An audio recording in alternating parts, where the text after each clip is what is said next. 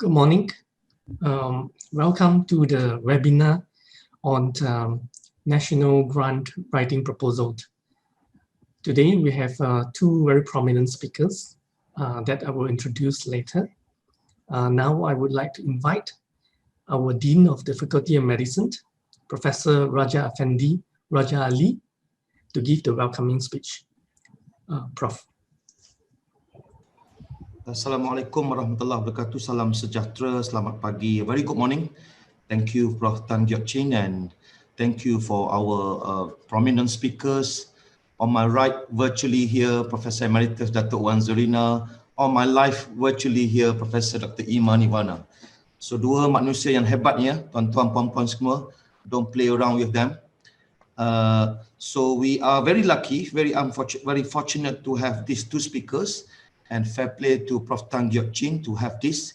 And I think this is a very important aspect. Allow me to share a little bit as a part of the introduction that to all of you. I hope you can see. So this is my PEP, my personal PEP. PEP is matrix. So it's very important to have the grant proposal writing. So I was reading this book by the Vice Chancellor, Sunway University, for the last 1 month or so. It's a very important, in particular, getting promoted in academia, managing effectively in academia is a very important. And I think and having the research grant is extremely important. If you manage the research grant, you can write the research grant successfully. Everything, teaching, learning, services is on the top of it. Okay, it's very important. I think we all know at this stage, internal and external grant. Yeah? Internal grant provided by the faculty or FF or GF, you should call GGPM, absolutely no competition whatsoever. GUP, DIP, AP, grant universiti penyelidikan, dana impact perdana, arus perdana, there's minor competition internally, which whoever got it, you know, fair play, but the real one is secure the external grant, which is what we're going to talk today. The minor one is FRGS, TRGS, and bigger one LRGS.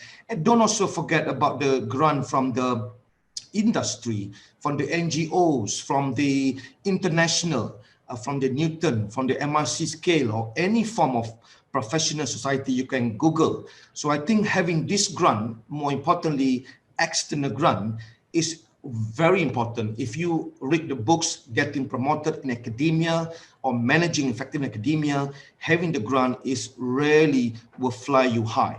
Not only that, but also the attitude also. Attitude will determine your altitude, how we go from here. So I think getting research grant, getting research funding, the significance is for you, for me, of career progression in the future, not only for oneself, but also for the faculty, for the university, for the community, and for the country. And I think this is very important, having this. And I think Prof. Tan mentioned also in communication, at this moment of time, only 52 of us in the faculty, nearly 400 or so, having the active grant, which is translated into about 13%, 1-3.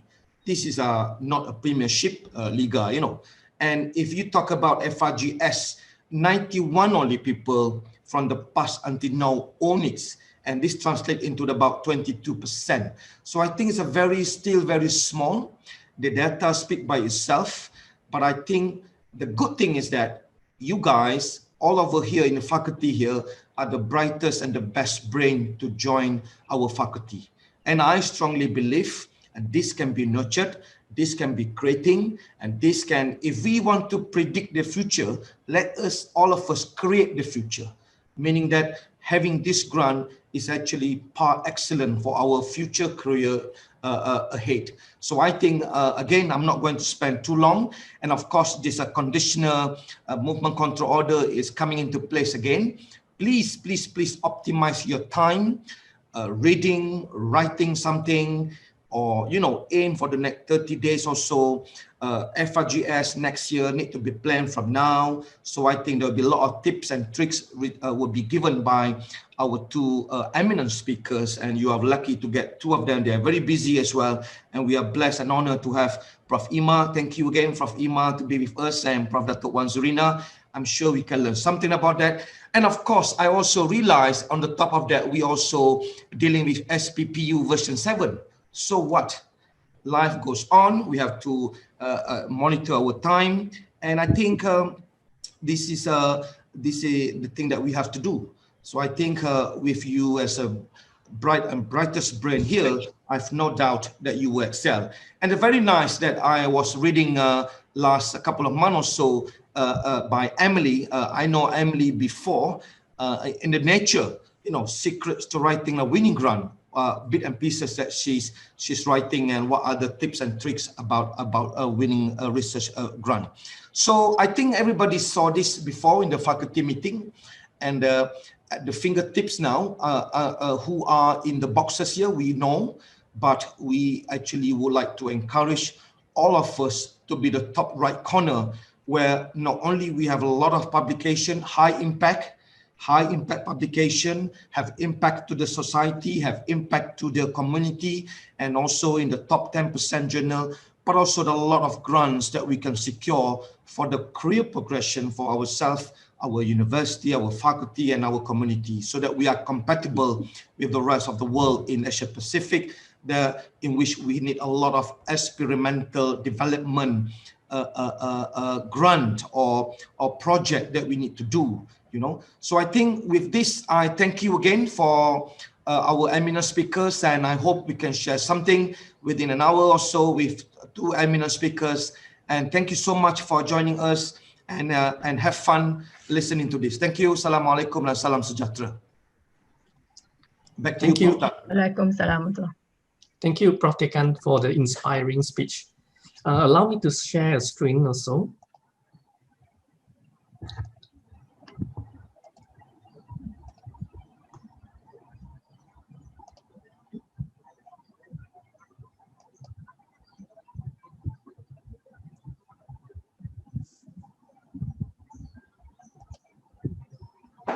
So I want to start off this webinar by congratulating all the 25 recipient of the 2020 FRGS grant.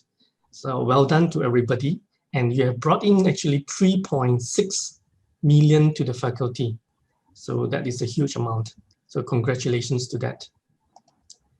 So if you look at the previous history of FRGS applications since 2015 to 2020, focusing on 2019 and 2020, you can see that the percentage of successful rate is about 40%.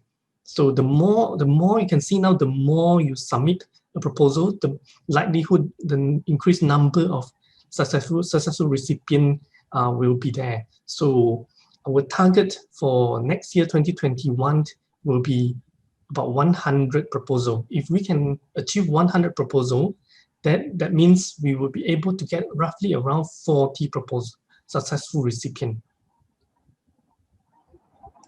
And this is a comparison between other faculty.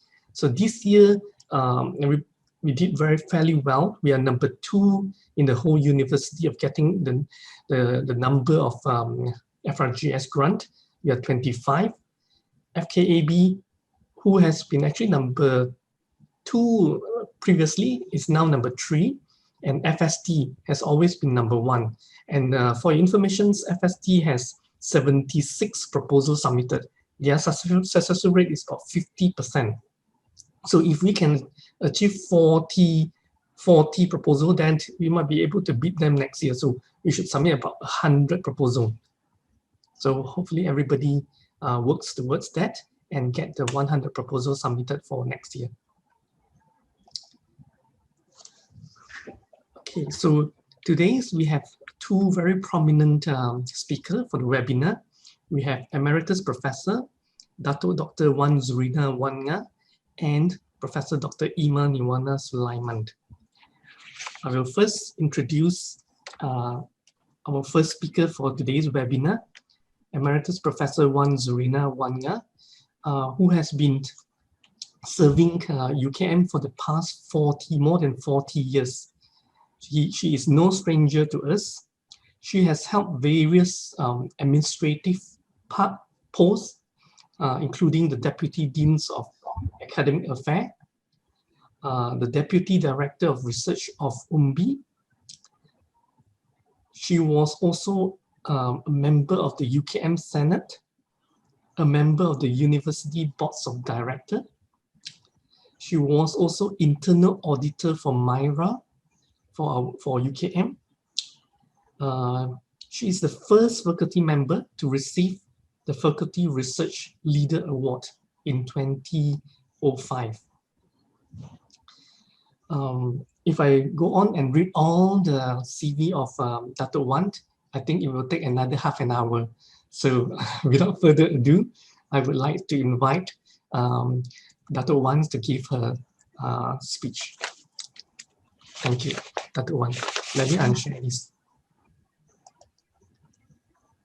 Thank you, Prof. Tan, for the kind introduction. Bismillahirrahmanirrahim. Assalamualaikum warahmatullahi wabarakatuh. And good morning. I'd like to start off with by thanking Prof. Dekan and Prof. Tan for the invitation to share some of my experiences and some tips for writing successful research proposals. Can I share my screen?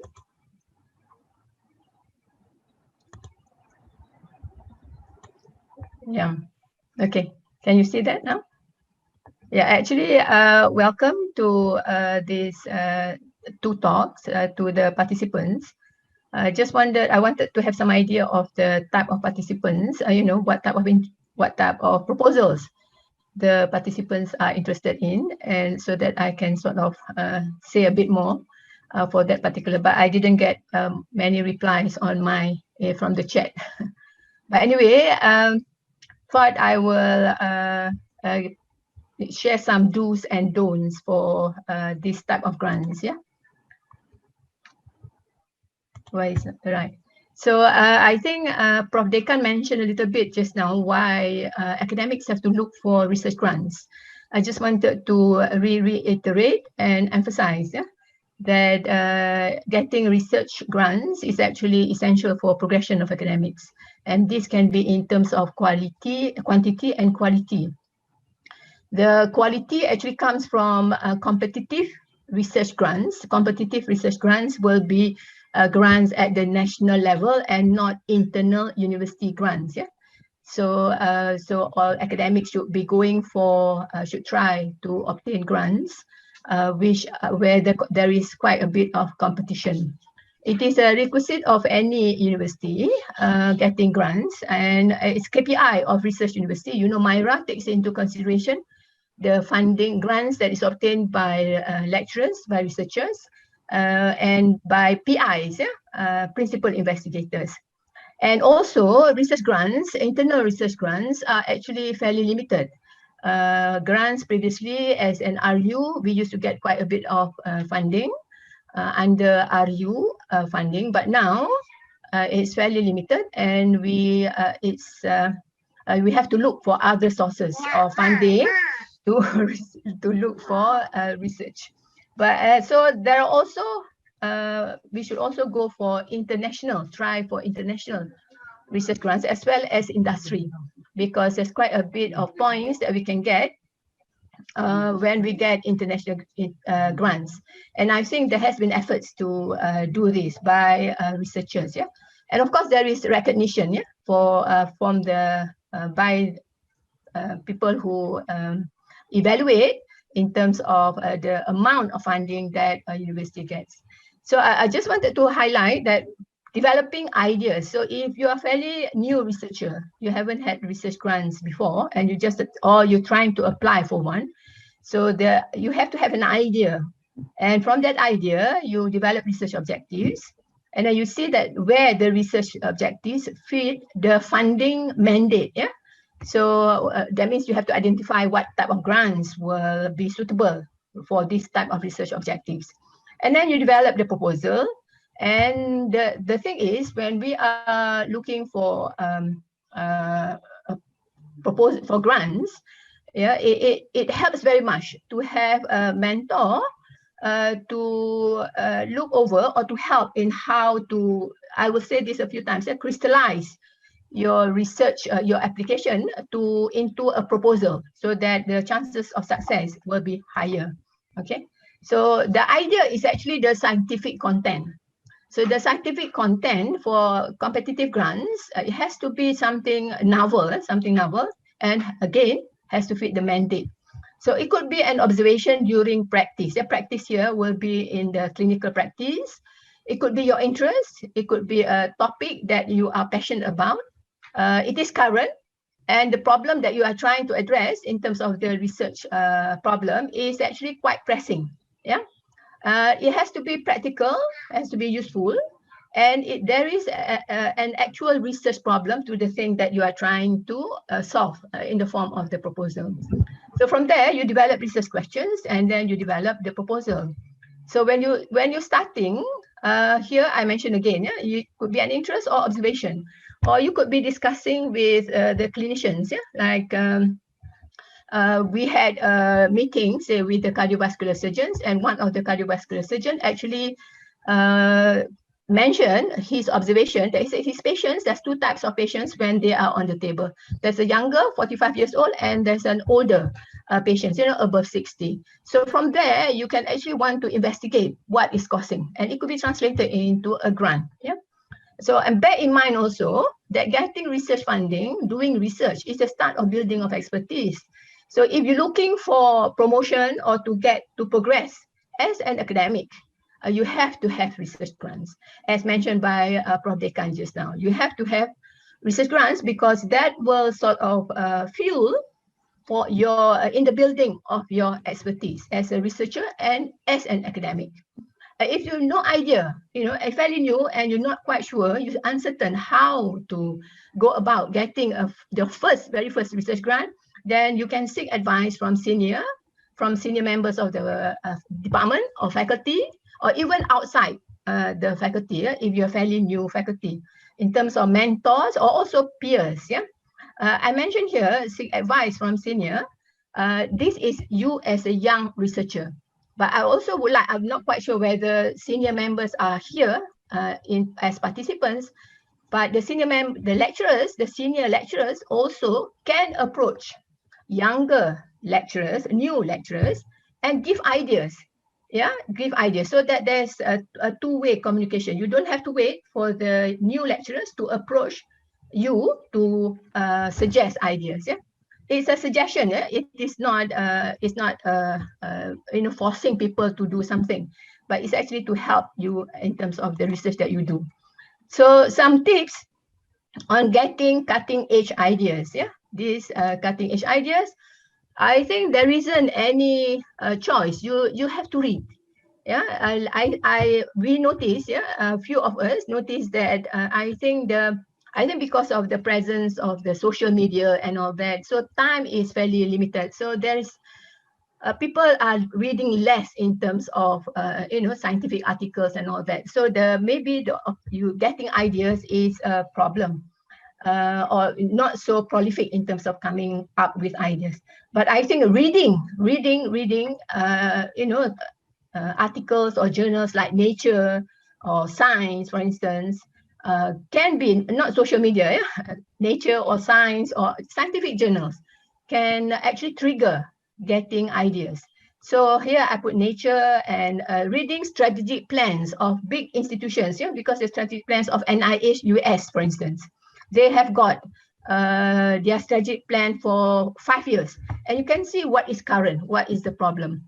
And previously is attending conferences, but I know now we are not able to attend conference, but or attending niche conferences. These are very specific conferences towards your, in terms of your interest. For instance, I and a few of us, we attended the Society for Free Radical Research conference every year. And that is where you get updated as well as you get ideas triggered, by attending these conferences. And some of the ideas you get are sort of validated by what you see there, probably in terms of the research that you do. You check the latest discoveries, and check technical advances, for instance, talking about 4LR, talking about AI, all these things, they're all that will determine the ideas that you actually get. So according to NIH US research proposal, the content of I'm talking a lot about ideas because competitive grants, your ideas have to be good in order for it to be considered. Yeah. So research proposals should be important and critical, should be novel, there's large room for new technology, and also it also reflects your expertise. Yeah. So priority areas, yes. So within if it is funding agency like MOHI, for instance, Ministry of Higher Education, where this is the focus of this webinar. So FRGS, you have to look for fundamental. Your proposals has to be fundamental. Fundamental will be answering the question of how and why. Yeah, how and why. So that is what you have to look for. For TRGS and LRGS, they are now in the form of calls for proposals. Yeah, so you have to wait for the calls for proposals to see whether it is aligned to your expertise. And usually you apply for FRGS first before going for TRGS and LRGS. Also, there's industry calls for proposals and in international priority areas as well. For instance, like UKRI. I think now recently there is an announcement in in Nature for a grand challenge for cancer research. And the grand challenge is for a multidisciplinary approach. So people, if you are interested to go for big funding grants with collaboration, international collaboration, people should be on the lookout for this calls for proposals. Yeah, and of course, all of them mostly are trying to meet the SDGs that are stipulated by UN. Yeah, and the 7 SDGs, the Sustainable Development Goals. Yeah, in terms of health. So translate idea to proposal has to be researchable, has to be feasible, it has to be doable. I mentioned again, important enough, appropriate for amount and fund and time. If you are trying to answer a fairly big question and you're translating it into a 2-year proposal, so that will show that it is not feasible. Yeah, and you are not sort of reasonable in terms of your development of the proposal. Yeah? Appropriate number of specific objectives, and it has to be according to your expertise. Yeah. So chances of success, to increase the chances of success, the processes has to be in place. Yeah. So first is the proposal, and in the proposal, the flow chart is very important. Yeah. As an evaluator, usually I read the executive summary, the objectives, and I look at the flow chart. Because the executive summary will be the overall picture, the objectives will be how they're going to answer the question. The flow chart is the design, the design. So then I have some idea already whether the design of the research is able to answer the objectives that is determined by that is stipulated in the proposal. Yeah. So mentors have to be in place, and then there are processes to improve proposals at the faculty level as well at the university level. And these processes has to be real. So as if you are a mentor or you are an evaluator, you bear in mind your aim is actually at university level trying to improve the quality of the proposal. So give proper suggestions on how to improve it. And after it is improved, evaluate accordingly. Okay. And if you are the applicant, you have to take into consideration the suggestions made by the evaluator, so that it can be forwarded to the university and then to the funding agency, as well as the infrastructure. So research question, I said discuss with mentors or peers, to crystallize. So I'm saying this, it's not just you as a young researcher that needs to discuss with mentors.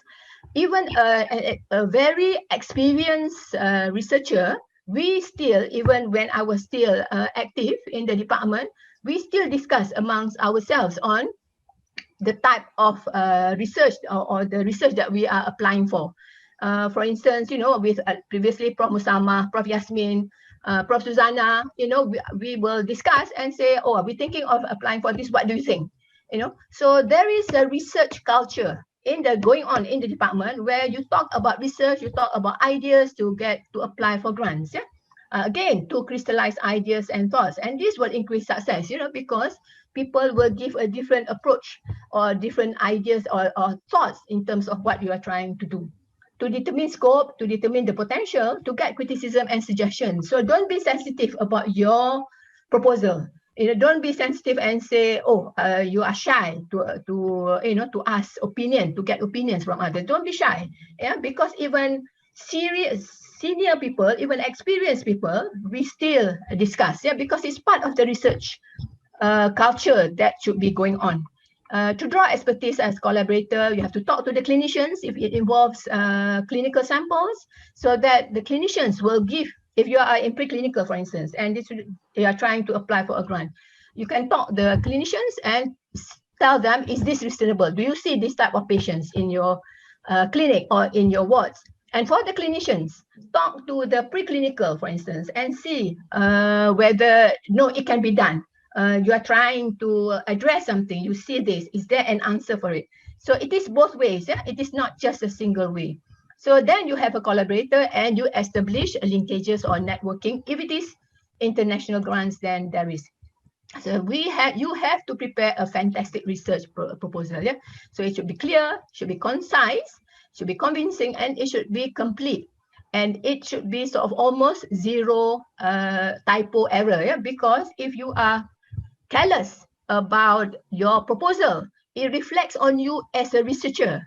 Then they know that you are, this is how you come out with a proposal, how are you as a researcher? That means you do not give attention to details, you do not take care in terms of the, in terms of how the research should be done. So this generic research proposal, I think, is also the format that is in the FRGS, for instance, or TRGS or LRGS. Title, the executive summary should be clear and concise, should be objectives with background, correct and appropriate number of references. If you're just you're applying for an FRGS, I don't think you should list down 50 references in your background, 50 or 100, because it's not necessary. It's not the idea. You have to be critical in your choice of references. Resources, expertise, manpower, location, equipment, the activities, research methodology. I just mentioned in passing, research activities here is in terms of the experiments or the research that is being conducted. So it doesn't include like hiring of RA as an activity, or doing a literature review as an activity. That is not an activity. It is actually research activity, like optimizing conditions for something, or recruiting subjects or patients from where. That would be an activity. So you have to write down research methodology, the budget, the justification, the timeline, Gantt chart, milestones and personal biodata to show. So first, the title. Title is very important. The title already must reflect the type of grant that you are applying for. If it is an FRGS, then you have to write to indicate in the title already the fundamental nature of the study.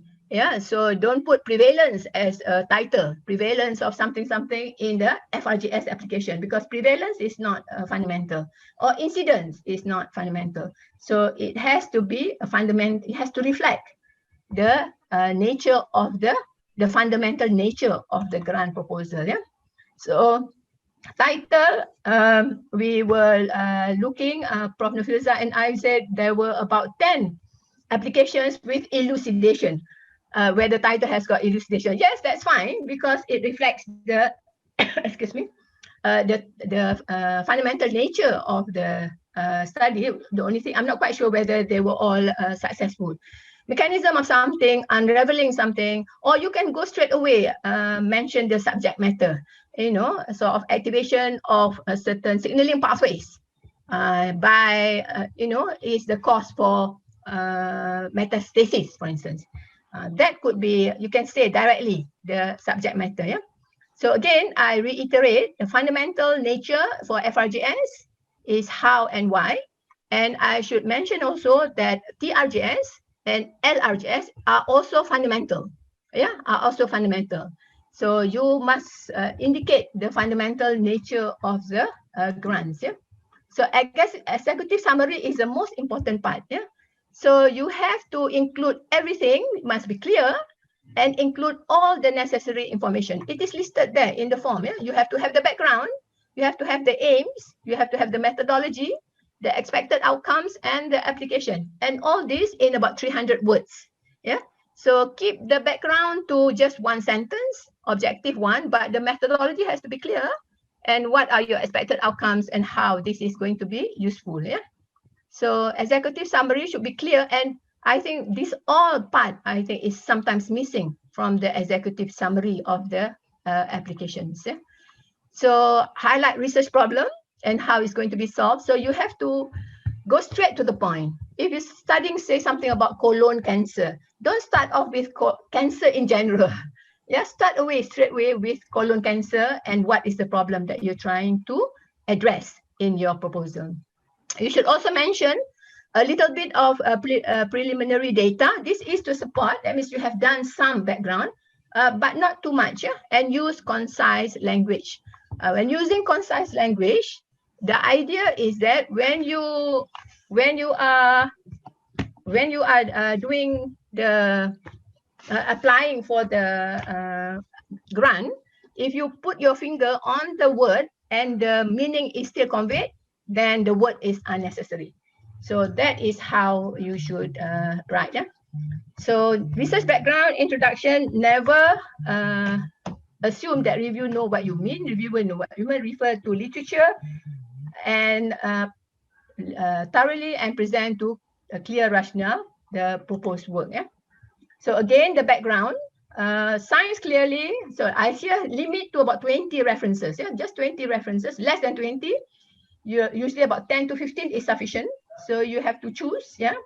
So you have to include a preliminary data, but not too much, yeah? Not too much, because then they say, oh, you're applying for something that you have already done. Yeah, this has to be appropriate and justify because of the significance of the finding and not because it is your interest. You know, sometimes we see proposals, we say, oh, this is my passion, my interest, you know, and so it is not. It has to be why the problem is significant and has to be addressed, has to be answered. Highlight innovations involved and avoid too much controversy, yeah, if it is in the problem. Research background, okay, again, there's a research problem. There's 5 components, yeah, 5 components, the research problem. Highlight deficiencies, gaps, contradictions, controversies in the reported studies, the benefits of the study, the purpose statement, and include, again, some prelim findings for strength. Okay, so you could have a checklist, yeah? Straight to subject matter, why it's important to study. Gaps, yeah? And it should be only about 1 or 2 pages long, not longer than that. Yeah, 1 or 2 pages, or even the research background can be about just a single page. About 10 to 15 references, and the references has to be current. References has to be current. It cannot be a 30-year-old reference. And the reason why the references has to be current is because it shows that your problem is actually current. Yeah, it is actually a current problem. It is a pressing problem, and you're trying to answer it. Again, and with a research question and no sweeping statements. Yeah, no sweeping statements. So usually, the research problem is actually translated into the hypothesis, and then translated from the hypothesis, there you have the research questions. So you stipulate the research problem and what is the test that you're trying to do in terms of the hypothesis, and then there's the research questions.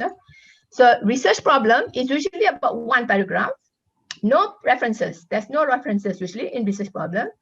Size of problem, importance of problem, and also if it is an acute problem.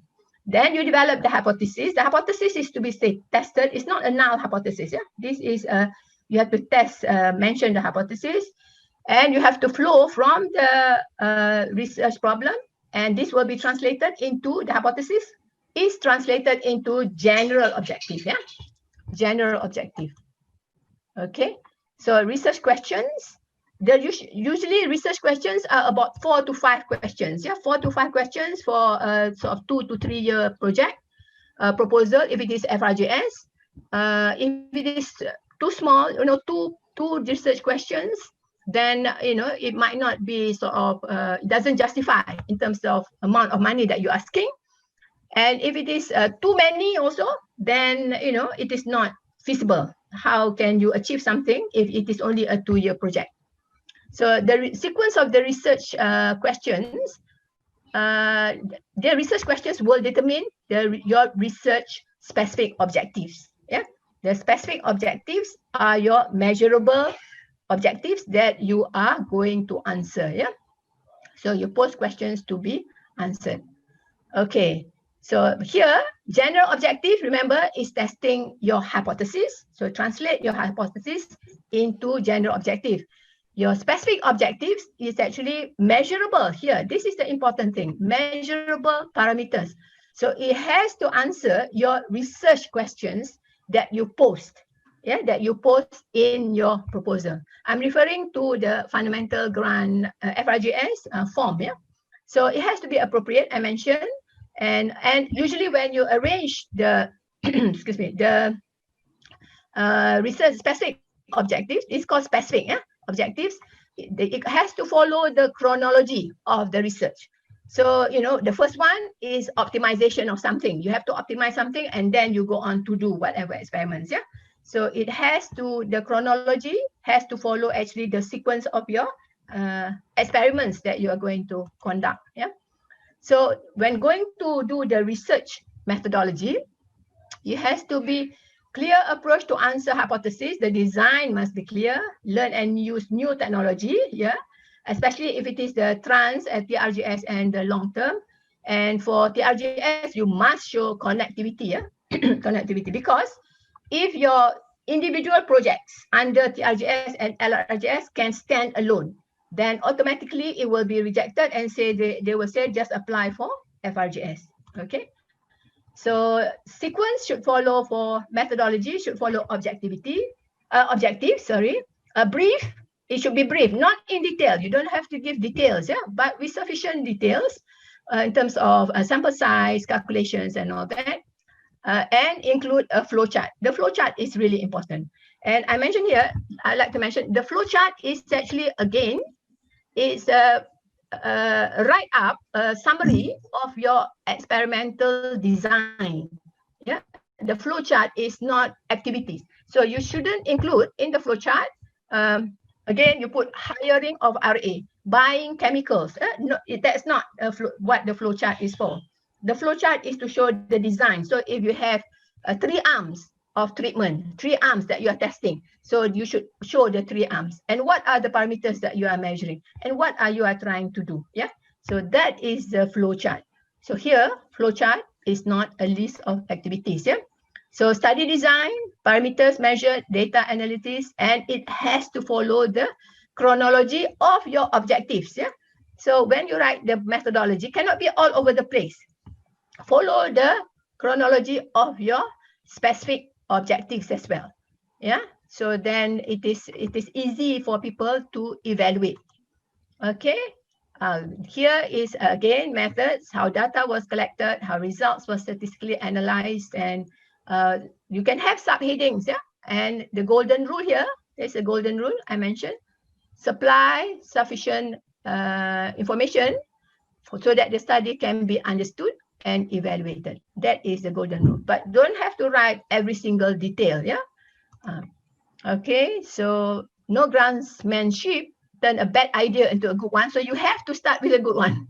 I wanted to emphasize a good idea here, but there are many ways to disguise a good idea in terms of the proposal. So budget within the ceiling that has to be determined. And I always mention this in a few of my talks about funding. Do not put in the bata price. Bata price will be like, if it is FRGS, the ceiling is 250 and you're applying for 249,999 ringgit. It's something like that. So that is the bata price. So do not go for the ceiling amount like that. Yeah. Usually be reasonable in terms of the amount that you're asking, it's just sufficient to conduct research. Details to aid evaluation, justify expensive items or chemicals. You can buy small instruments that will facilitate the research. And previously, there will be some slashing done, but I noticed that, and we noticed that recently in the past 2 years, they give you the full amount. So my tip here is that do not round up the estimation. If it is 5,200 ringgit and 239 ringgit and 40 cents, in your estimation, do not write that amount, 249 cents, because that is not going to be the price that you will be using when you actually conduct the experiment. Because it's a year later, so probably the price will have gone up. So round it up to about 2,500, yeah, when you are justifying your budget. Always round up so that you will have some idea of the evaluators will have some idea of the amount that you're asking. But round up to the higher amount because the price is most likely going to increase by about 10 to 15%, and there will be currency changes, fluctuations as well that you didn't take into consideration. So important miscellaneous information, collaborators, yeah. So if there are roles, contribution, and appropriate. If you are doing with working with clinical samples, say from ONG, don't forget to invite ONG specialists to be in your group. Otherwise, you might not get the commitment. And so the support to get the, in terms of success will be limited. You have to have ONG, yeah? And then the appropriate clinician, yeah? And also it works both ways. So if clinicians wants to do something basic, molecular, include also scientists or preclinical researchers, yeah? Infrastructure, you can emphasize laboratories where it's going to be done. Risk assessment should be low and appropriate because we want to see whether the project, if successful, is doable. If there is high risk, then you might think twice, about approving such a grant. And research activities is reflect experiments, I mentioned again, and milestones should be reasonable. Milestones, if you do not achieve milestone, you have to justify for it. And what they stipulate usually is that you have one milestone every 6 months. So write it one every 6 months. So you have 2 milestones a year. You don't have to put a milestone every 3 months because if you do not achieve that, then, there's a long process where you have to justify why you did not achieve the milestone. So milestone usually starts with completion of something. Yeah, something is completed. So if you say first 6 months, completion of recruitment of 50 subjects, that is your first milestone. And then you can have the second milestone, completion of recruiting 100 subjects. You can have that also. Yeah, so it could be in that form. That will be a milestone. The other thing is review the proposal with peers or with mentor and adjust accordingly and submit. And the thing I wanted to emphasize here, you do not, of course, you'll be upset and you are when it is rejected, but try again and never give up. It happens to everybody. I wanted to share with you for my LRGS. We applied 4 times. 4 times. Every time the announcement comes out, our group will apply for the LRGS, and we were only successful at the 5th try. So, so even people who do get grants, do get rejections. And I read somewhere that person sent in 10 research proposals and actually 1 got approved. Yeah, so that could be sort of how, in terms of the approach to writing research problems. So you want the common problems usually encountered, the technical knockouts. You have to make sure that your proposal is not knocked out because of technical reasons and did not meet scope of funding, research problem and question unclear, objectives unclear or too big, research objective unclear, inappropriate budget, executive summary incomplete, flowchart unclear, and will not meet objectives. Because the flowchart is actually a representation of how you are going to conduct the experiments in order to achieve the objectives that you have already set. And the evaluators, they are fairly seasoned researchers, and they will be able to tell, even if it is not their field, whether how you have designed the experiment is going to be able to achieve that. Yeah. So make sure that your flow chart is clear. Yeah. And those always, I cannot emphasize this enough. Yeah. Discuss proposal with senior staff or even with peers. Yeah, with peers, like we do all the time. Everything must be clear. Flow chart, methodology details, appropriate budget, improvements and innovations. Yeah. Research team, I've already mentioned, clinician, pathologists. Yeah, if you're getting tissue samples, you must have pathologists. If it is a molecular, you must have molecular biologists, or vice versa. Yeah, it meets the funding requirements and good, clear proposal according to proposal requirements. Okay, don'ts. Instructions are not followed. You have appendices instead of filling in the actual forms. Yeah, you have to fill in the forms. And insufficient information for evaluation. Too much information, like in the background. So we can see that it is not a critical evaluation of the literature. So, you know, it is sort of very broad or very, what do you call, unnecessary. Yeah, unnecessary. Bear in mind, usually the assessor or the evaluators have about 50 proposals to look at, and need not spend time reading your, you know, sort of review of the literature that you have written in your proposal. And did not meet grant specifications. Yeah, has to be novel. Remember, it has to be novel, and it has to be fundamental. If it is collaborators who have experience, again, I mentioned this. I think I emphasized this a few times. Proposal have to stand up to scrutiny and academic and hypothesis-based research, make funding, document previous successes. Yeah, use of an executive summary. Yeah, rejection again. Science of science, quality, diffuse, and all that. And there's the feasibility of the study. Yeah, it is unrealistic, and for rejection. So this is the FRGS. I think I won't go into the details because just some tips. Yeah, reflect fundamental aspect. Executive summary is complete. Background is not too long, 2 to 3. Yeah, time is out. Prof Tan. Activities. 45 minutes I mentioned. So completion of the study. Yeah, I said milestones here. I mentioned already. I mentioned I just include here some comparing TRGS and LRGS. For those of you who are going for TRGS, maximum is 1.5 million. LRGS maximum is 15 million. 15 million. Yeah, but lately I think the amounts that has been approved is not anything near 15 million. This was very early on. And so these are the KPIs, yeah? 3 projects, but within the university. And this is 3 projects, but include other universities. And you have to include the different clusters that are listed in the by Mohi. Yeah? Here for LRGS, the output is 50 papers, yeah? 50 papers. And now I think that might be some requirement for Q1 papers as well. But when you are pledging for output, don't pledge something that might not, you might have difficulty in delivering. Yeah. So pledge whatever that you think is appropriate that will help you get the grant. Okay.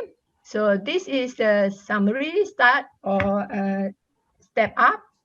Efforts to write good research grant proposals, meet target, must discuss with mentor. Again, deal with rejection, keep trying. Yeah, because even the best seasoned researcher gets rejected.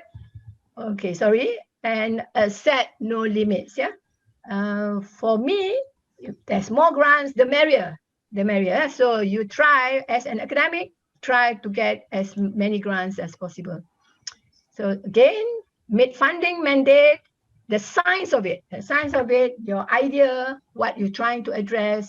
The proposal has to be top notch, has to be of quality, so that it reflects the type of researcher that you are. And then, okay, and I think the last one I can't see because it's hidden and I can't move. Hang on. Okay, the collaborators. Okay, so that's the thing. Okay, thank you. Make doa for when you submit, you know, always make doa, so that keep trying, and I wish you success in applying for your research funds. Thank you, Prof. Tan and Prof. Ima. I think that is, I can go on and on, but yeah, I thought that would be a good start and I can answer questions later on. Thank you, Prof. Tan. Thank you, Prof. Dato' Wan, for a very clear message to everyone. Just a few words of what I've learned actually. So three most important sections in the proposal is executive summary, which tells the whole story of the entire proposal. The objectives tells you how you're going to come up with the answer, and the flow chart to look at the design. And always ask for criticisms from everybody, especially your peers. Not going to the ceiling, no butter price. Bata. And don't give up. Yeah, that's the, I think, most important message to everyone. Don't give up. All successful one would have some degree of failure previously. Thank you, Prof. Dato' Wan. So it's my pleasure to introduce to you our second speaker, Professor Dr. Ima Niwana Sulaiman. She was named as the Elsevier Journal Life Sciences Top 10 Women Researcher in 2015. She has published more than 180 high impacts articles with a H index of 29, the highest in the faculty at the moment, with citations more than 2,900. She founded the first osteoporosis research group in Malaysia. She was also the ex-Deputy Dean of Research and Innovation of our faculty, the ex-head of Department of Pharmacology, the head of Bone Metabolism Research Group in our faculty, and she has served in many research evaluations panels for UKM and the Ministry of Agriculture. So without further ado, I would like to invite Prof. Ima to give her talk. Thank you.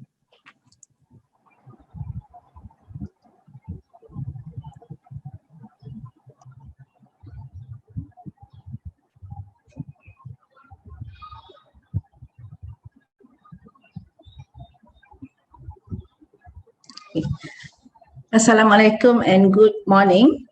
Thank you, Prof. Tan, for the kind remarks. Okay, I was asked to give a talk on these topics specifically. Actually, it started when we were evaluating the FRGS proposals earlier, I think sometime last month. And we noticed that the problems are quite common in these sections, meaning that the researcher probably are not able to understand what is wanted in these sections, problem statement, objectives, justification of study, milestones, and Gantt chart. So Prof. Tan asked me to actually go through and give some tips on how to approach this. Okay, so I will stick to these topics only. There might be some overlap with Prof. Wan's talk, but not that much, I think, thank goodness. Okay, so I will start.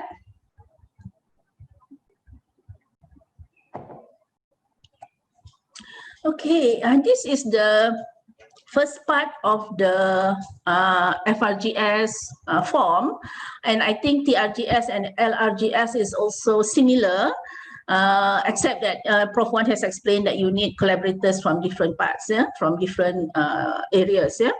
So I will just talk in general. I think it applies to all the three grants. Okay, so the first part is the executive summary, of which Prof. Wan has gone through very well. However, this will not be the first thing that you will write, even though this is the first part of the borang or of the form, but this will not be the first thing that you will write. Okay, because and in the executive summary is clearly written, please include problem statement, objectives, research methodology, expected output or outcomes, and significance of output. You need to put all that in the executive summary, so meaning that you have to fill up the rest of the form first before you do that.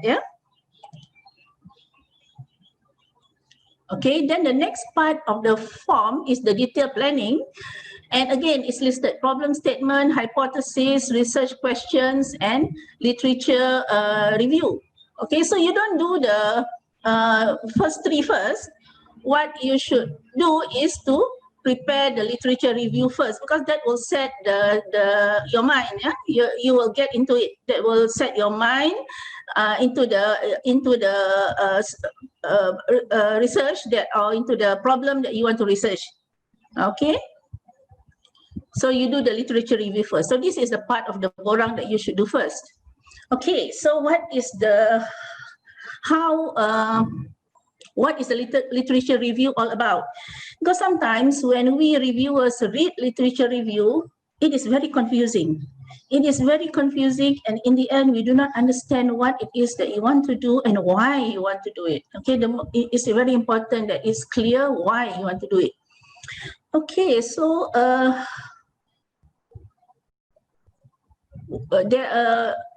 we can start with looking at the reasons. Yeah, there are several reasons to conduct a literature review at the beginning of a research project.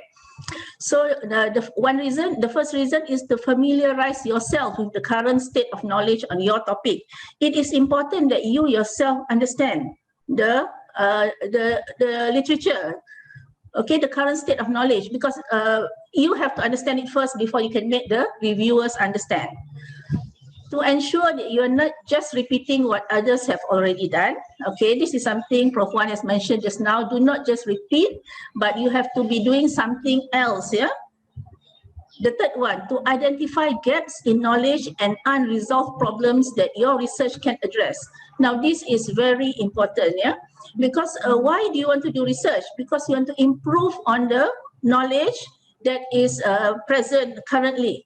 There is no point in doing research when you are not adding on to the value or to the knowledge that is already available. Yeah? So this is very important. You should be very critical when you do your literature review, so that you can see and identify the gaps. Okay, to develop your theoretical framework and methodology. Okay, by reading other papers, you will be able to come up with a reasonable methodology for your work. Yeah. Okay. To provide an overview of the key findings and debates on the topic. Yes, this will help you in your executive summary. Writing the literature review shows your reader how your work relates to existing research and what new insights it will contribute. Yeah, so your literature review must tell the reader. Yeah, the reader must be able to see that your work will relate to existing research, but there will be new insights into the existing research. It is the new thing that reviewers or evaluators are interested in. Okay, because they're giving you money, so the money must be worth something to give you the money. So what are the contents? Okay. You start with something general and you go down to specific. Yeah, but general doesn't mean too general. Yeah, like what Prof. Wan said. If your research is about colon cancer, don't start with cancer in general. Start with colon cancer in general. Yeah, and then you go down to specifics. Similarly, you start with something broad and you narrow it down. Yeah, so usually you would. No matter how fundamental, yeah, research FRGS is fundamental, but no matter how fundamental your research is, how molecular it is, you should always look at the bigger picture.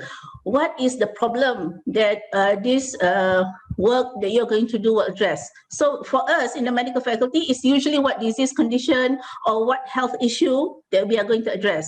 So look at that first. Yeah, look at the disease condition in general, or the health issue, a broad look at it, and then maybe the global problem, go down to the regional problem, go down to the local Malaysian problem, and you can go down and become more specific. Yeah. Okay. In your literature review, you can cite prevalence, incidence, yeah, globally, locally, regionally, yeah, and it should give a general overview of the field of research, and you cite relevant studies, and your references must be up to date lah. Shouldn't be too old, yeah. And the most important part of the literature review is actually to critically evaluate the available literature. So how do you do that? Yeah, you evaluate, you read the literature and firstly show some deficiency in the available literature in the sense that there might be some weakness in previously used methods, or you can build on or extend on the previous research, and you have to show how new knowledge that you are going to obtain with your research will help theoretically or practically. So it can be theoretical because it's very fundamental, or you can even go on to being practical, being usable immediately. Yeah? And by doing this, you would actually be identifying the research gaps in the available literature. And when you write down your literature review, please use the word research gap. Don't assume the reviewer will know where is the research gap. Yeah, so help the reviewer, because like Prof. Wan said, we might be reading 50 proposals, yeah, and so help us write down the research gap is such and such and such, or there is a gap in the available research at this point, which is get such and such and such. So the reviewer can, you know, read your proposal fast, be able to understand your proposal faster. Yeah. Okay. Secondly, as you critique the existing literature, show why your proposed study is the best way to investigate the question. Yeah, so you critique the available literature, and at the same time, you must propose your work, how your work is going to improve or is going to be the solution to the gap. Yeah. As you review studies, discuss the specific limitations. Describe what more needs to be done, the specific limitations of the studies that you review, yeah? And describe what more needs to be done to improve on the body of knowledge. Example, better instruments, more representative sampling, ruling out alternative explanations. Yeah, sometimes when you read a paper, you find that they cannot have a firm conclusion, but they have several possibilities. Yeah, so you can do the research to rule out or to get rid of other of all the many possibilities and probably come out with a firm conclusion. Okay, this provides the specific basis for the importance of your study. So this is the justification for your study. And again, in the literature review, please use the word justification for study so that you will guide the reviewer as to where is the justification of your study, yeah? Instead of the reviewer having to look through and try to find it themselves. Okay. Okay, the next thing is the problem statement. So what is a problem statement? A problem statement is an important communication tool that ensures everyone working on a project knows the problem they need to address and why the project is important. So it is a very brief statement, but it is an important statement so that everybody, all your collaborators can remember what is the problem they need to address, can remember quickly. It is in their mind all the time, what is the problem they need to address and why it is important. Yeah. A problem statement is a concise description of the problem or issues a project seeks to address. The problem statement should briefly answer these questions. What is occurring? What should be occurring? What is suggested as the solution? So what is occurring is what is the current situation. What should be occurring is what actually should be the current situation rather than, you know, the problematic situation now, what is the ideal situation. And what is suggested as the solution? What you suggest? What is your research going to do as a solution to the problem? Yeah, and it is best if it's in just 1 or 2 sentences, not a whole paragraph, which is like a repetition of the literature review. So this is some examples of problem statement, yeah, which I have picked out. Okay, for the first one, yeah. Low tissue distribution of gamma-tocotrienol to bone highlights the need for a nano carrier that can deliver gamma-tocotrienol directly to bone tissues. So the current problem is the slow tissue distribution of gamma-tocotrienol. Yeah, what should be the situation is that there should be something that can deliver it directly to bone tissues. And what you propose is the potential of hydroxyapatite. You are proposing hydroxyapatite as a vehicle to deliver the gamma-tocopherolenol to the bone directly. So in 2 sentences, you get the gist of the study. Yeah. The second example, patients with metabolic syndrome are at higher risk of developing osteoporosis, hence the need to find an agent able to treat both conditions concurrently. Okay, so the present situation is that metabolic syndrome, they are at higher risk of osteoporosis. That's the present situation. What should be the situation is that there is an agent able to treat both conditions concurrently. And your proposed solution is honey has antioxidant and anti-inflammatory properties and may inhibit the inflammatory and oxidative changes associated with metabolic syndrome and osteoporosis. So that is your proposed solution. Yeah. So you need not put many details about the compound or the methodology. No, it is just the gist of it so that we remember what is the current situation, what is the ideal situation, and what is the proposed solution to reach the ideal situation. That is a problem statement. This may be very simple to some, you might be doing more complicated or more complex topics, but you stick to the guidelines, which is what is occurring today, what should be occurring, and what is suggested as the solution. Okay. So next I go to the objectives. So objectives is usually divided into general and specific. Yeah, the general objective is also what some people call the aim of the study. Yeah, so they are usually written in broad terms. They set out what you hope to achieve at the end of the project, and usually they are very similar to your project title. Usually, yeah. For specific objectives, these are specific statements that define measurable outcomes. That is steps, example, what steps will be taken to achieve the desired outcome. Yeah, so there are specific statements that which will give you the specific steps that you want to take to achieve the desired outcome. When writing your objectives, try to use strong positive statements. And usually 4 to 6 objectives is enough. Yeah, do not go for too many objectives because that would look unachievable. Yeah? And please use verbs from Bloom's taxonomy. Okay, I'm sure everybody has heard about Bloom's taxonomy, but it is still good to go through it again. Yeah. So Bloom's taxonomy is list of words that describe the different levels of scientific approach, I might say. Yeah. So actually you have 6 levels. The lowest is remember. Remember is to recall facts and basic concepts. So the words that you use for this sort of objectives would be things like define, duplicate, list, memorize, repeat, and state. Yeah. The second level is understand. This at this level, what the objectives is to explain ideas or concepts. Yeah. So words that you can use is such as classify, describe, discuss, explain, identify, locate, recognize, report, select, or translate. The third level is apply or application of knowledge. Yeah. Use information in new situations. Execute, implement, solve, use, demonstrate, interpret, operate, schedule, sketch, or determine.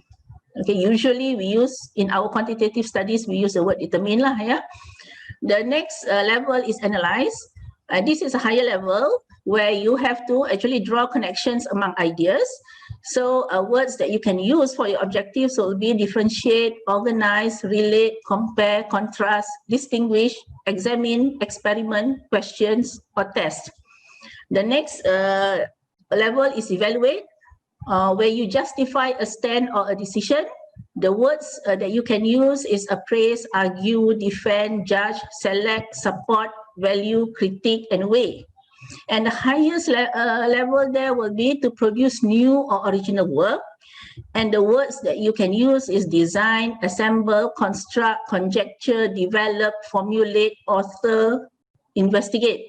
Okay, now I've put red boxes in some of the levels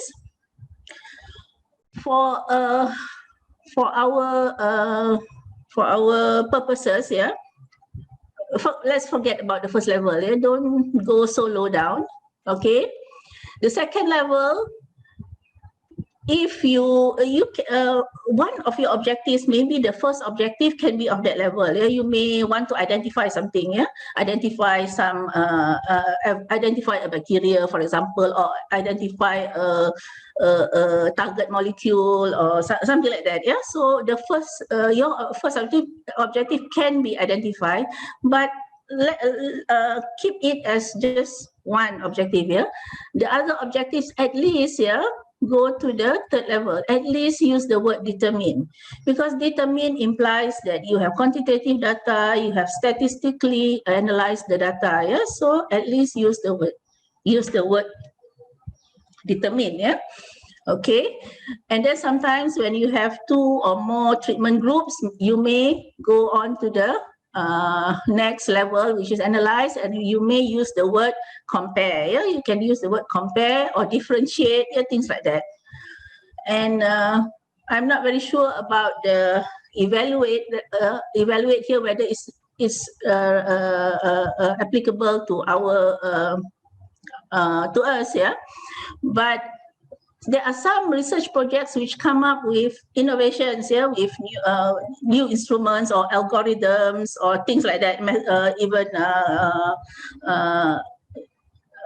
methodology and all that. So actually, that is the highest level, and you can use such words as design, assemble, construct, things like that. Yeah. Okay, so use these sort of words in your objective, because there are some objectives which actually do not use any word from Bloom's taxonomy. So that would be so those are not really good objectives. So to put it that way, they are not good objectives. So try to use words from Bloom's taxonomy. If your study is fully qualitative, for example, then you may use words. You may use the second level, which is explain ideas or concepts. Yeah, you may use words such as describe, discuss, things like that. Yeah, but if you're doing quantitative or semi-quantitative, please, the lowest level you should go to is apply. Use the word determine at least. Yeah, and of course you can go on to use the higher levels if appropriate. Yeah. Okay, objectives should be SMART. What is SMART? Specific, be precise about what you're going to do. Measurable, you will know when you have reached your goal. Yeah, so this is very important, because the reviewers are always looking to see whether your objectives are measurable and whether they are achievable. Don't attempt too much. A less ambitious but completed objective is better than an over-ambitious one that you cannot possibly achieve. Okay, so you must be able to impress to the reviewer that your objective is achievable, or else they do not want to sponsor a project that cannot be finished. Yeah. Realistic. Do you have the necessary resources to achieve the objective? That is, do you have the time, money, skills, facilities, manpower, etc. Okay, you have to be realistic. Yeah, time is something that you really have to think about. Yeah, if you want to do a clinical trial that takes 10 years to finish, then that might be difficult. If it is an FRGS, you may need to think about other grants. Yeah. Time constraint. Determine when each stage needs to be completed. Is there time in your schedule to allow for unexpected delays? Okay, so in research, nothing is predictable 100%. Yeah, so you must always be aware that there are some, at some point, you may need to repeat your experiment or change a few things. So you must be able to have time in your schedule, yeah, for unexpected things like that. So example. Now, the example of a general objective: to determine the effects of palm tocotrienol on the bones of red pups, or red pups are baby rats, yeah, whose mothers were supplemented with tocotrienol during pregnancy and lactation. So that is the general objective. So that's what you want to do. That's what you want to see. Now, specific objectives you have to go down to the break down to more specific parts of your study. So, for example, the first objective, to determine bone structure and strength of red pups, okay, whose mothers were supplemented with tocotrienol during pregnancy and lactation. So the first objective is the bone structure and strength. The second objective is you want to look at the density and mineral content of the bones. The third objective, you want to look at the gene expression, the expression of bone formation and resorption related genes. That is the third objective. So you have divided your work into 3 different parts according to the type of experiment that you are doing. And the fourth one, you want to compare the skeletal effects of pump tocotrienol or calcium. You want to compare between tocotrienol and calcium in the red pups of whose mothers were given the supplements during pregnancy and lactation. So the fourth objective is a comparison. Okay, this is an example. Again, I have chosen a very simple example, very straightforward. Your work may not be as simple as this, so but go by the guidelines. Yeah. Okay, hypothesis and research question. Okay, a research hypothesis is a statement of expectation or prediction that will be tested by research. Okay, a hypothesis is what you expect your research to turn out to be, what you expect the outcome of your research to be. Yeah? This is just a hypothesis, meaning that your research may not prove that your hypothesis is correct. But don't worry about that, because that is what research is all about. If you know exactly 100% what the outcome is, then it is not research. Yeah, research is always looking at something new. But even then, you must have some idea based on your literature review. You must have some idea what the outcome will be. So that's why we want to see whether you have read the current literature, you have understood the literature, and you have an idea of what will be the outcome of your study. So that is why we want to see a research hypothesis. So it is a statement of expectation or prediction. But remember, it's only expectation and prediction. So as you conduct your study, do not get upset or distressed if it doesn't seem to be following your hypothesis. Yeah. So for example, pump tocotrienol improves the skeletal properties of red pups whose mothers were supplemented during pregnancy and lactation. So that is a hypothesis. Yeah. It may not be true. After the end of your experiment, you might find that it doesn't improve. Yeah, but your hypothesis must be in the positive note, meaning that if you hypothesize that it's not going to improve, then nobody is going to give you the grant. Yeah, so you have to be positive, but your positivity will have to be there has to be a basis for your positivity. Okay, the research question is the research hypothesis in the form of a question. Okay, so for example, can pump tocotrienol improve skeletal properties of red pups whose mothers were supplemented during pregnancy and lactation? So it is the research hypothesis in the form of a question. So do not forget the question mark. All right. So we go to research activities, milestones, and Gantt chart. Research activities denote your planned work schedule and dates you expect to start and end that phase of work. So it's a plan. Okay, it's a work plan. This is an example. So you have your research activity, and then you have the starting date and the ending date. This is according to the form in your FRGS form. Yeah. Okay, so don't have too many research activities. 4 to 6 is fine. Yeah, and you can group them according to the phases of your work. Yeah. Okay, it is good if you have manuscript submission and final report submission in your research activity, so that the reviewers will know that you have this this desire to write and publish your work. Yeah, because research, if it's not published, then there's no point. Nobody will know about it. So research has to be published. So at least your reviewer have an idea that you actually desire to publish your work. Yeah. And the final report is also good to put it there, because then the reviewer will know that you will definitely finish at this point in time. Yeah. Okay, milestones.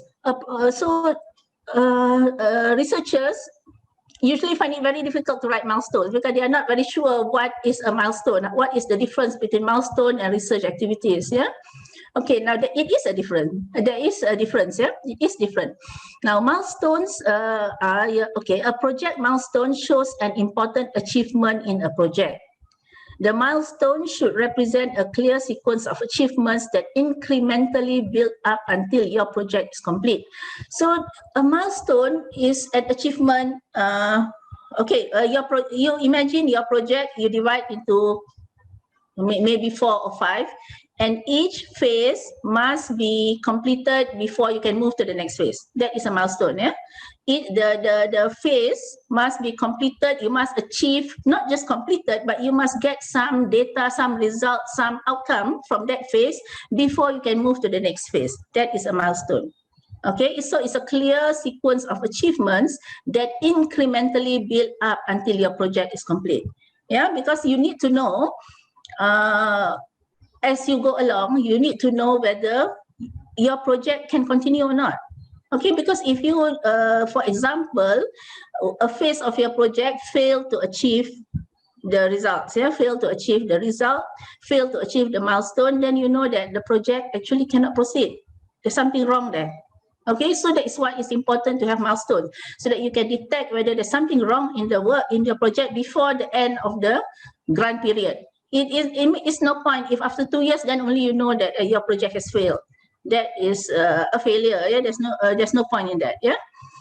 Okay, achievement of a milestone is required for the project to proceed to the next phase, and milestones should be worded as an achieved goal, not as ongoing work. So this is the part that researchers usually do not know how to word their milestone. Yeah? It should be worded as an achieved goal, not as ongoing work. Ongoing work will be your research activities, but achieved goal will be your milestones. So for example, your milestones, completion of animal treatment. Yeah, that is a milestone because without you successfully completing the animal treatment, or if you're doing human studies, completion of patient recruitment and screening. Yeah, unless you have completed that, you will not be able to proceed further. Yeah. Completion of microstructural and histomorphometric studies. Okay, this, for example, here is important because if you find that there is no change in the microstructure and histomorphometry, you may think that there's no point in going on to the gene expression. You may think that way. It depends on what study you're doing. But it may be like that. Okay, it may be like that. So that is another milestone. And completion of gene expression studies is another milestone. So at that point, you have finished your lab work, Then you want to analyze your data and make a conclusion. That is quite clear. Without finishing your lab work and all that, you wouldn't be able to analyze and conclude on your project, And then another milestone, I would always like to see in the milestone manuscript submission and final report. That is something that I would like to see, and I'm not very sure, but I think other reviewers would also like to see that because, like I said, doing research is about writing or publishing. Doing research is about publishing because you can do the best research in the world, you can get fantastic results, but if you don't publish them, nobody will know. Okay.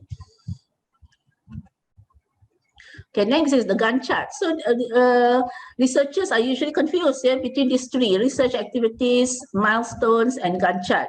So what is a Gantt chart? It's a depiction of research activities and milestones in a table. So you put your research activities and milestones together in a table, and you can include more details on the research activities. Yeah. Okay, so this one I think you all know. The first column will be your research activities, and then the top row will be your month. If your project is for 24 months, then you can have month 1, month 2, 3, 4, 5, 6, or you can have the year 2021, January, February, March, April, that sort of design. But you can have more activities in the Gantt chart, like animal ethics approval. You wouldn't want to put that in the research activities, but you can put that in your Gantt chart, because that is an important part of the research. Animal ethics approval, and then treatment of animals, sacrifice of animals, things like that. You can go on to detail, because that will help you as you go along. Because this Gantt chart is like your timetable.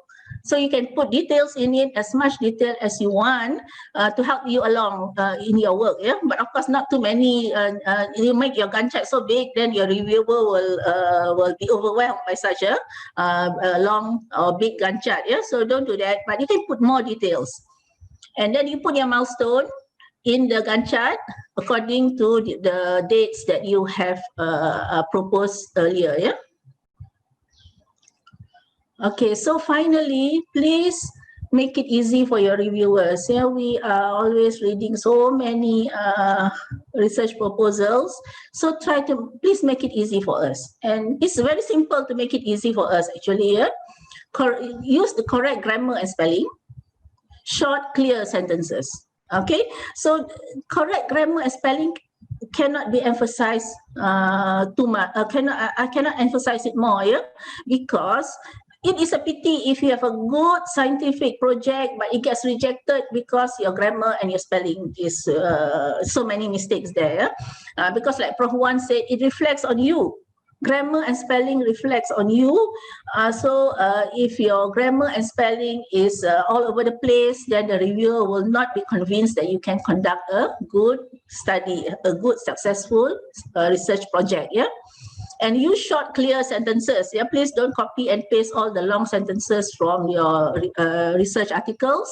Rephrase them, short and clear. You cut down long sentences into 2 or 3 shorter sentences, because remember, your reviewer want to understand your project as much as possible. They don't want to reject your project because they cannot understand it. Okay. Use words like research gaps, justification for study, research question, etc.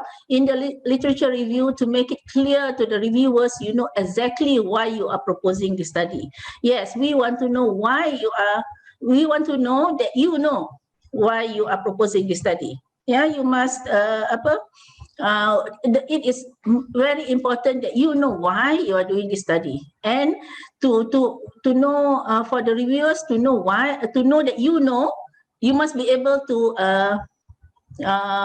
transmit that message to the reviewers. Yeah, okay. And no matter how molecular your work is, always remember its societal impact. Okay, so grant sponsors will not give any, will not give money, good money, if it is just for your curiosity, yeah, just to satisfy your curiosity or just to improve your personal knowledge. They won't, you see. So whatever you do, however you write your proposal, please make it clear that there is a benefit to society, to convince your grant sponsors to give you the money. So do not miss the forest for the trees. Yeah, so that always look at the bigger picture. And finally, get into the habit of presenting the proposal to your department or your research group before submission. Yeah, okay. So it is always good to have second, third opinions, because when you write your proposal, it may be clear in your mind. You may understand exactly what you want to do, but the way you write it may not be clear to others. So when you present the proposal to your department or to your research group, you will get good comments to improve the proposal before you submit it to the faculty. And that would make the work of the faculty reviewers much easier, okay? Okay, so yes, the heart and soul of good writing is research. You should write not what you know, but what you can find out about it. Yeah, so I will repeat again that your research should culminate in a publishable article. Yeah, that is actually a main objective of doing research. Yeah, is to publish it so that science is disseminated. All right. So I hope my talk has been of help to you all, and good luck for the next FRGS. Thank you, Prof. Tan. Thank you, Prof. Ima, for the helpful step-by-step explanations of the writing process of FRGS grant. A few things again. Maybe I want to point out that what I've learned. You must have a clear research question. So if you are not clear, then definitely this will be easily picked up by the reviewer or evaluator. References has to be the latest probably the past 2 or 3 years, not past 10 years. Problem statement should be around 1 to 2 sentences only. I think a maximum of 3 maybe. And it should consist of 3 components: the current situation, what is the ideal situations, and what is the solutions. And objective should be around 4 to 6 and achievable. And lastly, I think both also commented that we should get criticism from your peers, which is one of the most important thing we should always do. So thank you very much for the very helpful talks from both our eminent speakers, Prof. Dato' Wan and Prof. Ima. I think Prof. Ima has already answered quite a lot of the questions that was posted in the chat. I think mostly you have answered already. Maybe these few things that both of you can try to enlighten us is there's one question on, I have previously tried applying for FRGS but was not successful because topic not fundamental enough. What is your view on this and how you can help in terms of this type of proposal? Open to both anyone. Okay, Prof. Ima wants to reply first, or what? No, you go ahead, Wan. Okay, what I noticed in terms of in the many proposals that we have gone through is that sometimes the approach that is written by the applicant, they are not sort of fundamental in terms of the design and the angle the proposal is written. So it is the way the proposal is written that makes it not fundamental.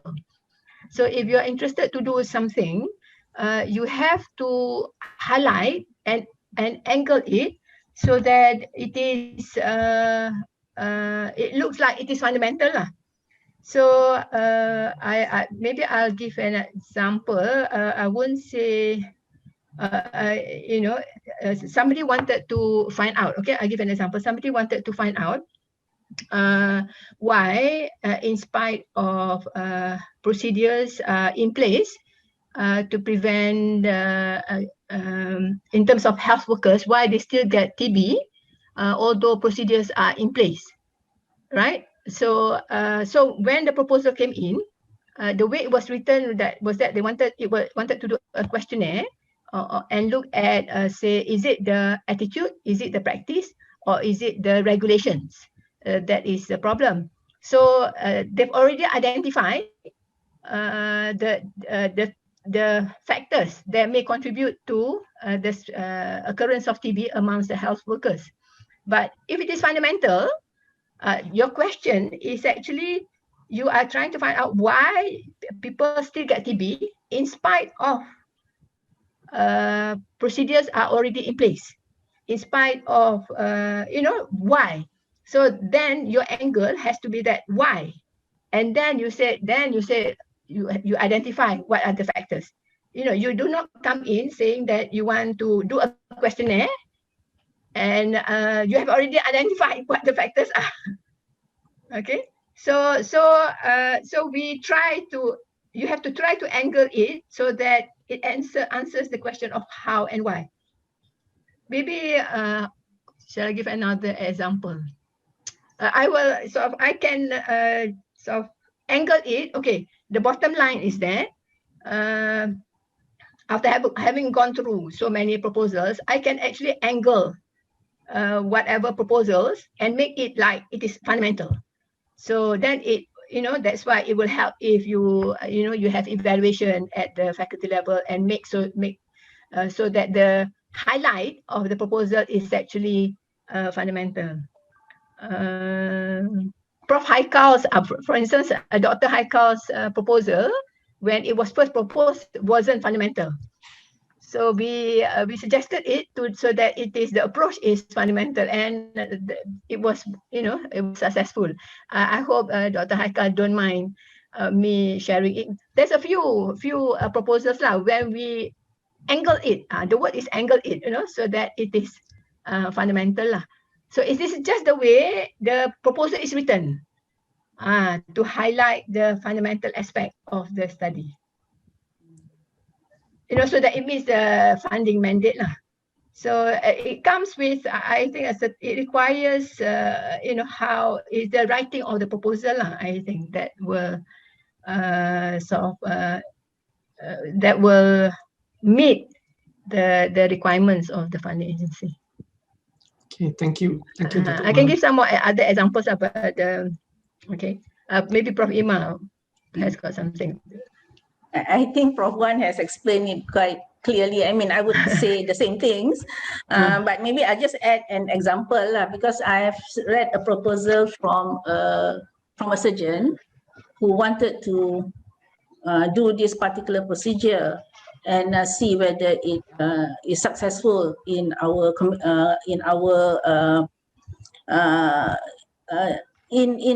region, because it has been shown by some papers to be successful in the West. But that's not fundamental. So we actually advise him to re-angle it, like using Prof. Wan's word, re-angle it and look at the, because it has been proven successful in the West. So we advise him, why don't you look at the biochemical, physiological changes that due to that procedure that contributed to its success, rather than just repeating the procedure here and seeing whether it's successful here or not. Explain why that it is actually successful, because papers have been published by Western authors that it's successful. They quoted more than 90% success rate. So do something, look at the molecular part and see what is the explanation biochemically, physiologically, as to why it is successful. So probably something like that. Okay, try to explain things, explain things rather than show things, explain it. Yeah. Thank you, Prof. Ima. There's another question that's almost similar, but in a different angle looking at it, I think. So the question is, how do we look for a public engagement approach in fundamental work without deviating much from the fundamental value?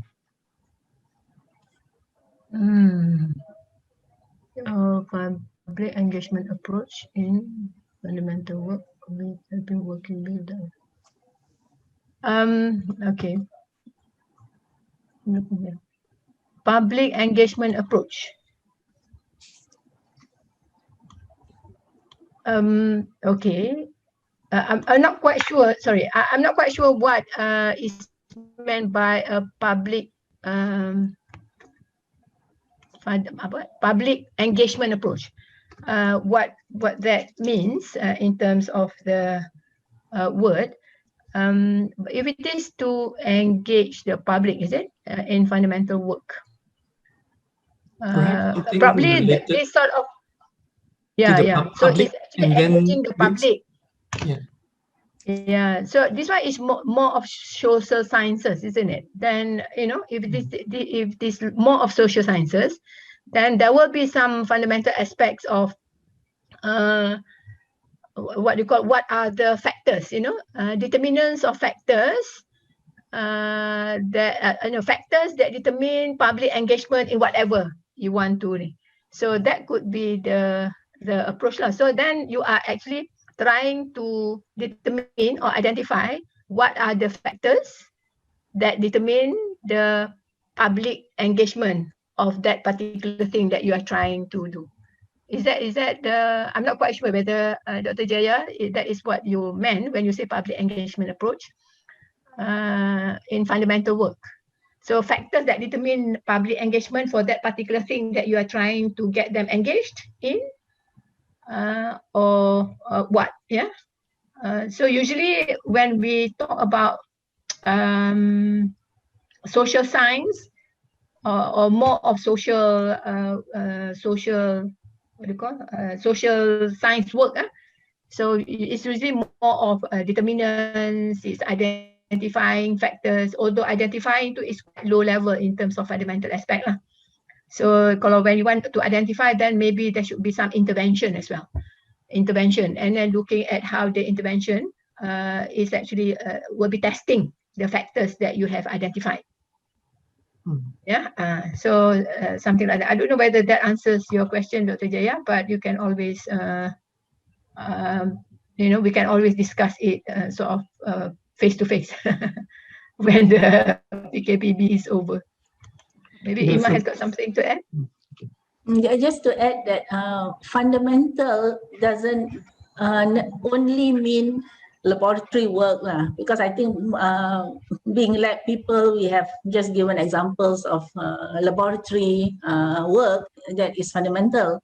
So it can be social factors such as like their financial status, whatever social conditions and things like or more than that, that can also be fundamental if it answers if it helps to explain why the situation is like that, why these people are not you cannot engage with the public, that can also be fundamental.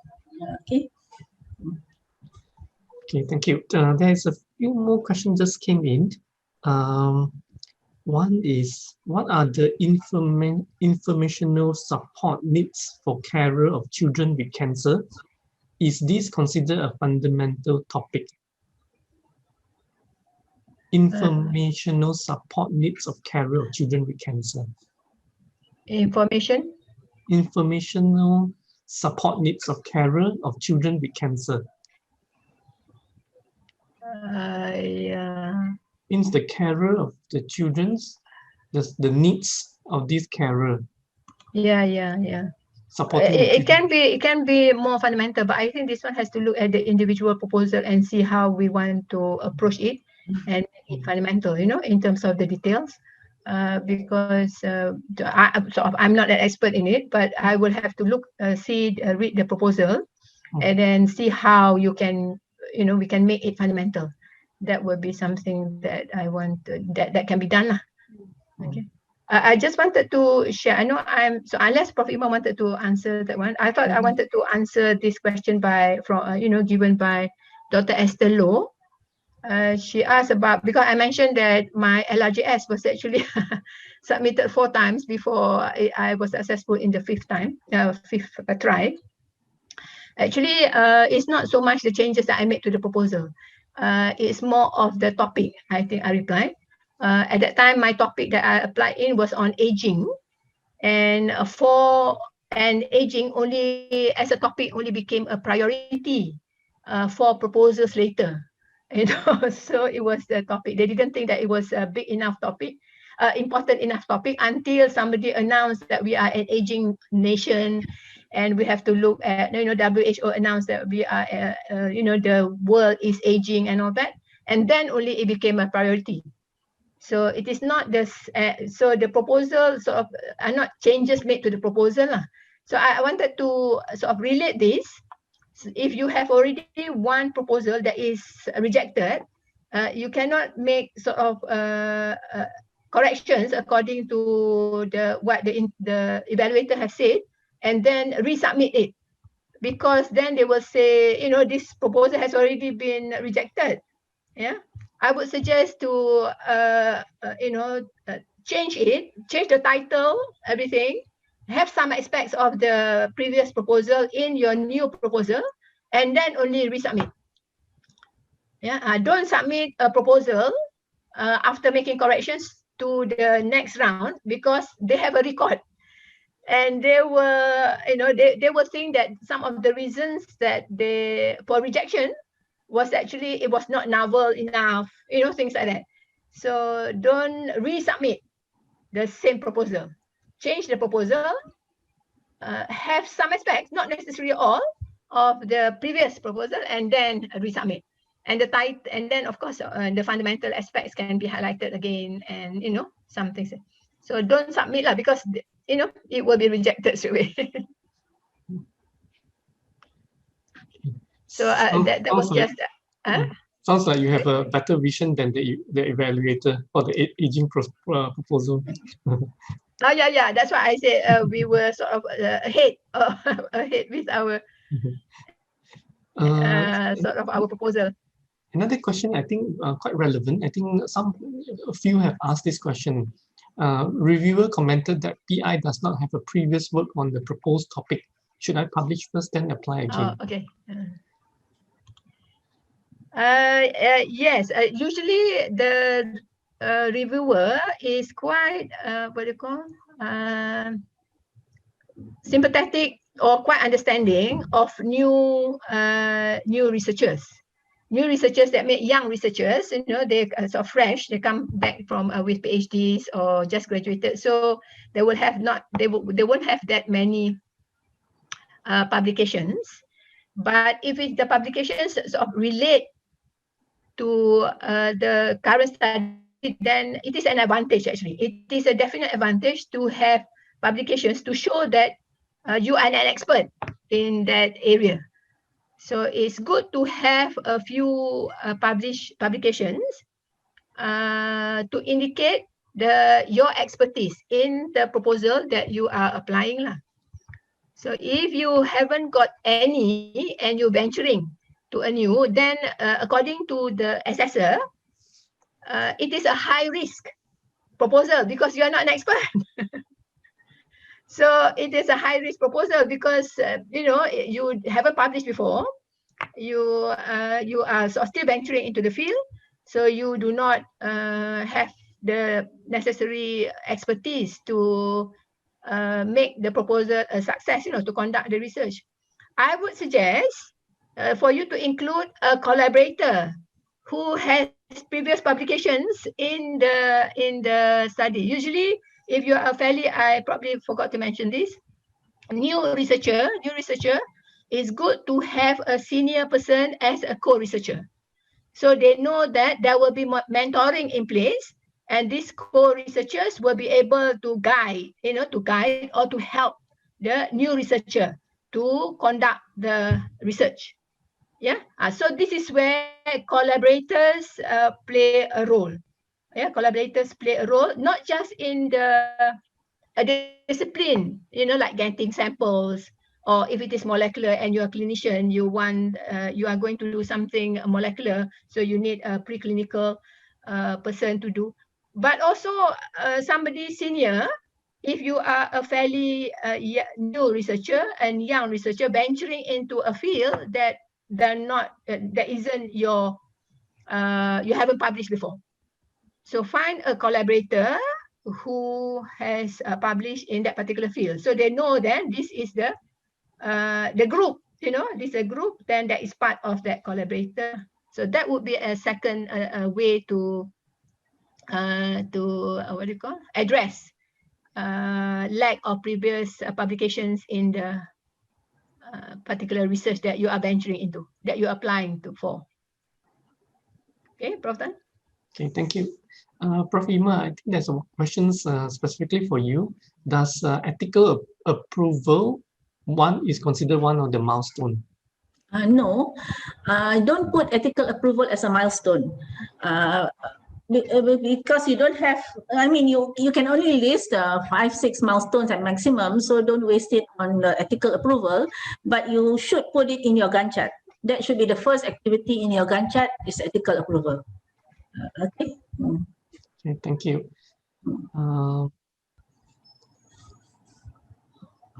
There's a very good questions. Any idea what is the theme that is likely to be for the next cycle of TRGS and LRGS? No idea at all. No idea. This one is sort of will come from the MOHI. They will announce, I think. And no idea. But usually the topics are fairly sort of on current things lah. Current problems and current issues, usually. Previous year, it was on aging. The one before was on B40. Yeah, B40. Aging, there was B40. And then last year was mental health, I think. Was mental health. So that's quite, I mean, in terms of health. So it is anybody's guess. No idea. Okay, thank you. But the thing important thing is, Prof. Tan, I think to be prepared, you know, to be prepared in terms you can have some suggestions. I mean, some, not suggestions, discussions.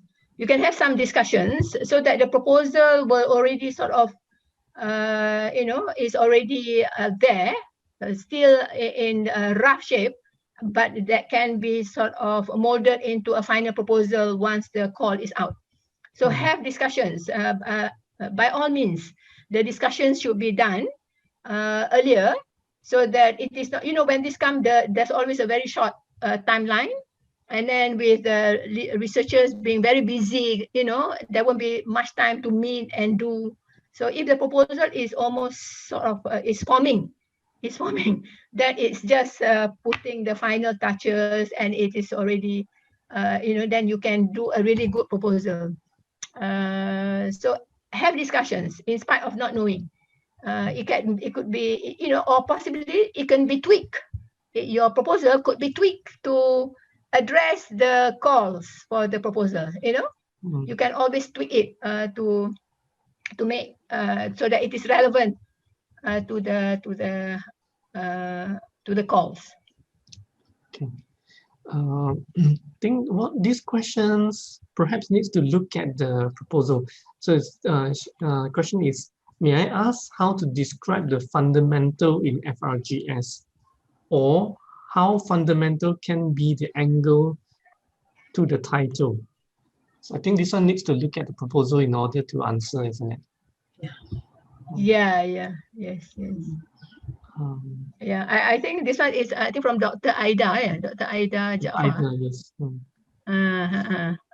So if you come up with a specific title, then we can try to make it fundamental. And if you have this one is very specific. You have to actually sit down and go through the proposal to make it fundamental. And I think it is similar to what is asked by Dr. Tan, Dr. Chai Eng Tan. She mentioned still not clear about fundamental, but if you come up with some proposals, some possible titles, and then we can sit and together and make it fundamental. I think this is the word fundamental or fundamental itself is, I think, something that many researchers don't quite understand. Yeah, because we get a lot of rejections for FRGS and all that with the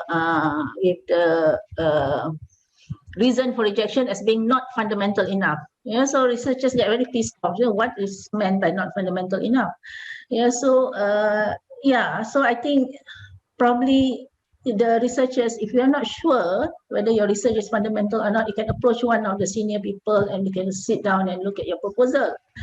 But always bear in mind that the research that you are going to do should always be to explain why something happened. Yeah? Then if you think of why all the time, you may be moving towards being fundamental.